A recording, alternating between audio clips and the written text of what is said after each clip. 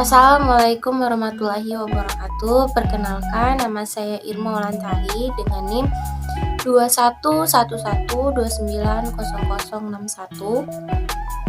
Program studi Bahasa Indonesia kelas 2D dengan dosen pengampu Ibu Dina Putri Juni Astuti, mata kuliah fonologi.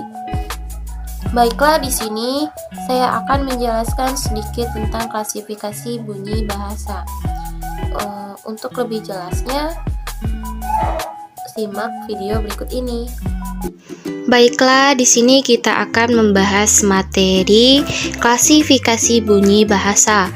Klasifikasi bunyi bahasa yang akan saya bahas di sini ada 8. Yang pertama adalah bunyi vokal, bunyi semivokal, dan bunyi konsonan. Yang kedua ada bunyi oral dan bunyi nasal. Yang ketiga ada bunyi panjang dan bunyi pendek. Yang keempat ada bunyi tunggal dan bunyi rangkap. Yang kelima ada bunyi egresif dan bunyi ingresif. Yang keenam ada geminat dan homorgan. Yang ketujuh ada bunyi segmental, dan yang kedelapan ada bunyi suprasegmental. Baiklah, yang pertama kita akan membahas bunyi vokal, bunyi semivokal, dan bunyi konsonan. Bunyi vokal adalah bunyi yang tidak disertai hambatan pada alat bicara. Hambatan hanya terdapat pada pita suara, tidak terdapat artikulasi. Semua vokal dihasilkan dengan bergetarnya pita suara.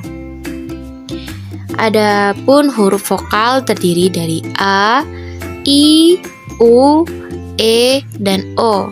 Contoh, huruf A, api dan padi. Huruf I, ini dan sini. Huruf U, ibu dan ulang. E, enak dan adek. Huruf O, kota dan orang.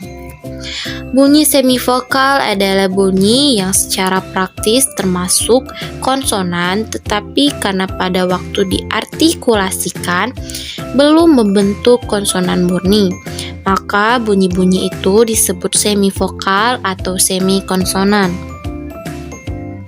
Contohnya seperti bunyi huruf W dan Y. Bunyi konsonan disebut apabila terjadinya percepatan hambatan udara pada sebagian alat, jadi ada artikulasi. Contoh huruf konsonan itu adalah semua huruf kecuali huruf vokal. Yang kedua ada bunyi oral dan bunyi nasal. Bunyi oral adalah bunyi yang dihasilkan melalui rongga mulut. Contohnya ada huruf B dan D. Sedangkan bunyi nasal adalah bunyi yang dihasilkan melalui rongga hidung. Contohnya huruf M dan N. Yang ketiga ada bunyi panjang dan bunyi pendek. Bunyi panjang adalah bunyi yang diucapkan dengan panjang. Bunyi panjang dapat diartikan sebagai bunyi yang berlangsung lama. Contohnya yaitu pada bunyi alarm pada jam, bunyi bel sekolah, dan bunyi musik. Sedangkan bunyi pendek adalah bunyi yang diucapkan dengan pendek atau hanya berlangsung sebentar. Contohnya yang biasa kita jumpai adalah bunyi detak jam dinding dan bunyi orang mengetuk pintu. Yang keempat ada bunyi tunggal dan bunyi rangkap. Bunyi tunggal adalah bunyi tunggal vokal disebut monoftong. Contohnya itu konsonan K dan I pada kata klasik dan kritika. Sedangkan bunyi rangkap adalah bunyi rangkap vokal disebut diftong. Contohnya vokal A dan I pada kata lantai dan cerai. Yang kelima ada bunyi egresif dan bunyi ingresif. Bunyi egresif adalah dibentuk dengan cara mengeluarkan arus udara dari dalam paru-paru.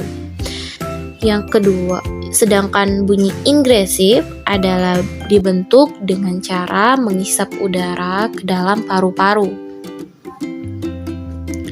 Yang keenam ada geminat dan homorgan. Geminat yaitu rentetan artikulasi yang sama atau identik sehingga menimbulkan ucapan panjang dalam bunyi tersebut. Contohnya pada kata Allah dan Assalamualaikum. Sedangkan homorgan yaitu bunyi-bunyi bahasa yang terbentuk oleh alat dan daerah artikulasi yang sama. Contohnya konsonan alveolar pada huruf T, D, dan N. Konsonan bilabial pada huruf P, B, dan M. Dan konsonan palatal pada huruf C, J, dan N. Bunyi segmental. Bunyi segmental adalah bunyi yang dapat disegmentalkan. Contohnya bunyi konsonan dan bunyi vokal. Dan yang kedelapan ada bunyi suprasegmental.